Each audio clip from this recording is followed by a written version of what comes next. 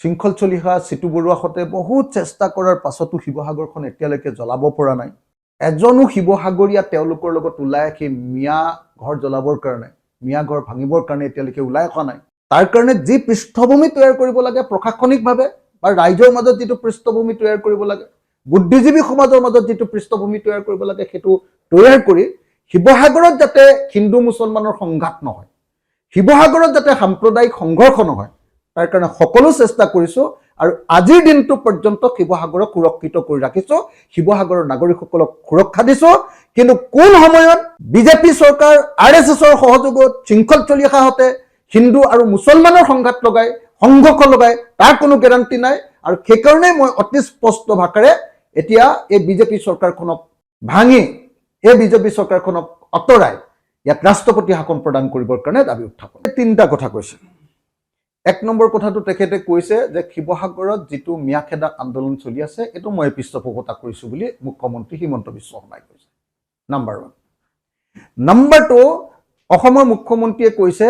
যে অসমৰ খিলঞ্জীয়া মানুহ যদি সুৰক্ষিত হ'ব লাগে তেতিয়া হলে অসমৰ খিলঞ্জীয়া মানুহৰ হাতত বন্দুক দিব লাগিব আৰু সেই বন্দুকেৰেহে খিলঞ্জীয়া মানুহে নিজকে মোকাবিলা কৰিব পাৰিব 2 আৰু 3 যেতিয়া আমি চাৰিওফালে হাল্লা লগাই দিলো বিশেষকৈ ৰাইজৰ দলে যে এনেকৈ হিন্দু মুছলমানৰ মাজত কাজিয়া লগাবলৈ লৈছে শিৱসাগৰ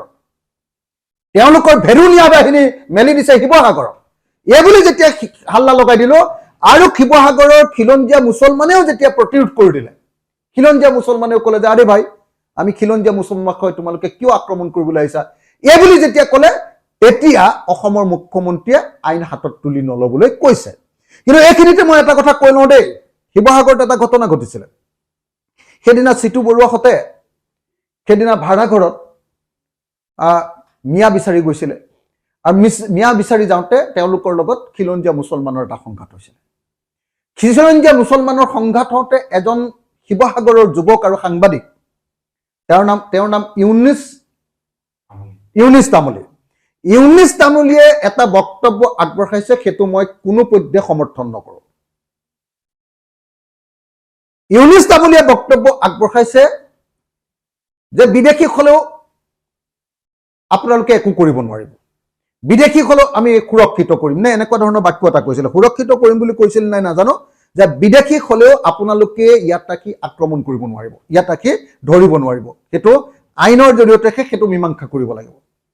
কিন্তু তেখেতৰ কথাটোৱে এনেকুৱা এটা ভাৱভংগীৰ সৃষ্টি কৰিছে যে অসমৰ খিলঞ্জীয়া মুছলমানে বিদেশী মুছলমানকো সুৰক্ষিত কৰিব নেকি বুলি এটা ভাৱভংগীৰ সৃষ্টি কৰিছে মই ইউনিছ তামুলী ডাঙৰীয়াৰ এজন সাধাৰণ ল'ৰা তেওঁ